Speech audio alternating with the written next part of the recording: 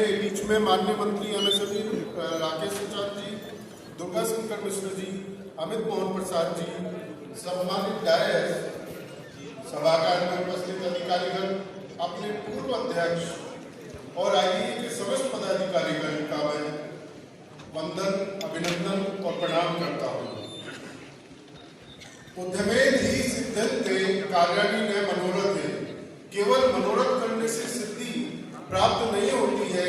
ऐसे वेद वाक्यों को चरितार्थ करने वाले हमारे हम सबके प्रिय माननीय मुख्यमंत्री जी वर्तमान समय में आपके ओजस्वी नेतृत्व में शासन व प्रशासन के प्रयासों से आपसे संबंधित बहुत से क्षेत्रों में सुधार हुआ है। ओडीओपी ने यूपी में हर जिले के उद्योग को न सिर्फ जीवंतता प्रदान की है बल्कि प्रवासी श्रमिकों को भी रोजगार सृजित कराया है। आपके कार्यकाल में ही गवर्नेंस में डिजिटलाइजेशन के कारण आज प्रदेश में ईज ऑफ डूइंग बिजनेस बढ़ा है। मैक्सिमम गवर्नेंस, मिनिमम गवर्नमेंट की तरफ हम बढ़े हैं। माननीय मुख्यमंत्री जी, शायद आप ही के कारण आज हम उत्तर प्रदेश में निवेश करने के लिए भी दोबारा इंटरेस्टेड हैं और बार बार हम कर रहे हैं। यूपीआईडीएस के माध्यम से भी प्रदेश के उत्पादित माल की बिक्री देश एवं विदेशों तक पहुंची है। उत्पाद बिकेगा तो उत्पादन बढ़ेगा और जब उत्पादन बढ़ेगा तो जीडीपी बढ़ेगी और प्रदेश का विकास होगा। आपका निरंतर प्रोडक्ट की पैकिंग, क्वालिटी एवं इनोवेशन का आह्वान एमएसएमई को निरंतर प्रेरणा और आगे बढ़ने की सोच देता है।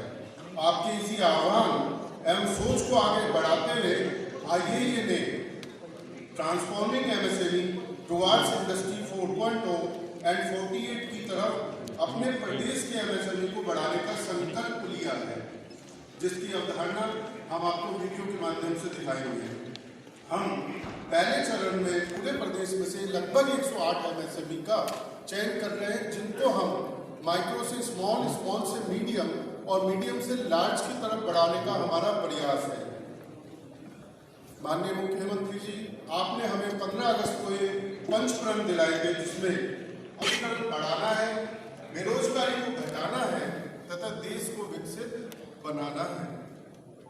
माननीय मुख्यमंत्री जी, हम सब आपसे कुछ निवेदन करना चाह रहे हैं। हमें पता है प्रदेश की जीडीपी को एक निश्चित समय में 2027 तक $1 ट्रिलियन की इकोनॉमी की तरफ लेके जाना है आपके कुशल नेतृत्व में।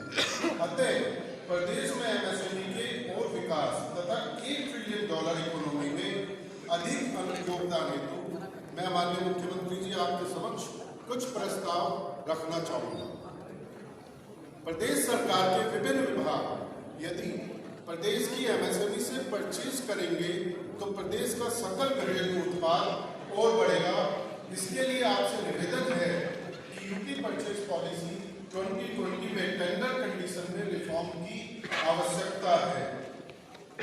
यूपी परचेज पॉलिसी में प्रेफरेंशियल परचेज अभी तक 25% है टोटल। हमारा आपसे अनुरोध है कि 25% मैन्युफैक्चरिंग से और 25% सर्विस सेक्टर से करने की कृपा करें। प्रदेश आयुष विभाग में राष्ट्रीय आयुष मिशन की गाइडलाइंस के अनुसार औषधियों की खरीद की जाए। उद्योग की प्रगति में समय से पेमेंट मिलना अति आवश्यक है। हमारा आपसे अनुरोध है कि सभी सरकारी संस्थान अपनी परचेज की पेमेंट के लिए ट्रैक्स प्लेटफॉर्म का उपयोग करें, जिसका जियो भी जारी है। माननीय मुख्यमंत्री जी, पंचप्रण में हमने यह भी प्रण लिया कि हमें गुलामी के हर अंश से मुक्ति पाना है। आज आपके नेतृत्व में प्रदेश में ऐसे माहौल का निर्माण हो रहा है जिससे हम मिनिमम गवर्नमेंट और मैक्सिमम गवर्नेंस की तरफ बढ़ रहे हैं। निवेश मित्र और निवेश सारथी इसका एक उदाहरण है। पिछले 6 साल में जिस तरीके से प्रदेश में औद्योगिकरण बढ़ा है, लॉ एंड ऑर्डर में इंप्रूवमेंट आया है, वे आपकी अपने आप में एक काबिले तारीफ है। इस दिशा में माननीय मुख्यमंत्री लैंड रिफॉर्म में भी काफी सुधार आए हैं। आज किसी को भी लैंड की आवश्यकता है तो वो परचेज करके एग्रीकल्चर लैंड को ऑनलाइन पोर्टल पर डालकर उसको चेंज करा सकता है। माननीय मुख्यमंत्री जी, एक कष्ट हम आपके समक्ष अपने उद्यमी भाइयों का रखना चाहेंगे। हमारे पूरे प्रदेश में 154 इंडस्ट्रियल एरिया ऐसे हैं जो लीज होल्ड पर है।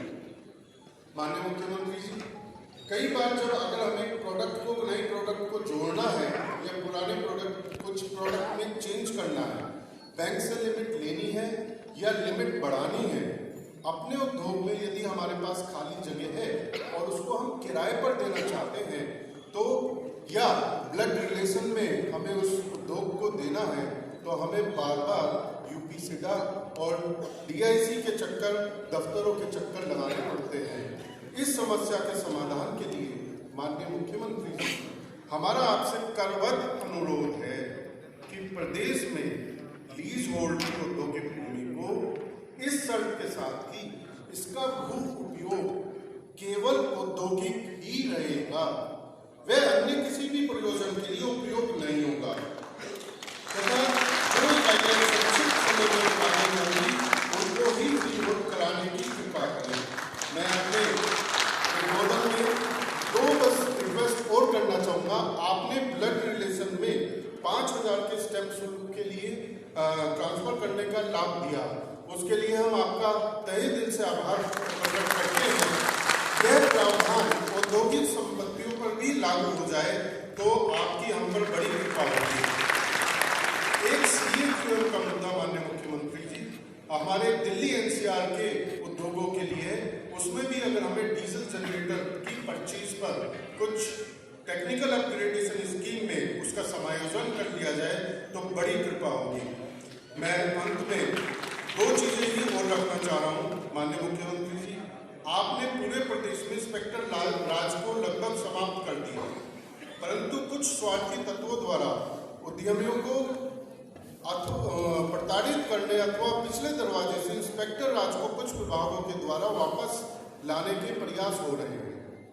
आपसे निवेदन है कि कुछ विभागों की जो परमिशन अभी ऑनलाइन होने से रह गई है उनको भी ऑनलाइन प्रक्रिया हो जाए, क्योंकि डिजिटलाइजेशन से ही मिनिमम गवर्नमेंट और मैक्सिमम गवर्नेंस की तरफ बढ़ेंगे। आर्टिफिशियल इंटेलिजेंस के कारण एक रुपए के कारण कुछ नोटिस जीएसटी विभाग के द्वारा भेजे जा रहे हैं।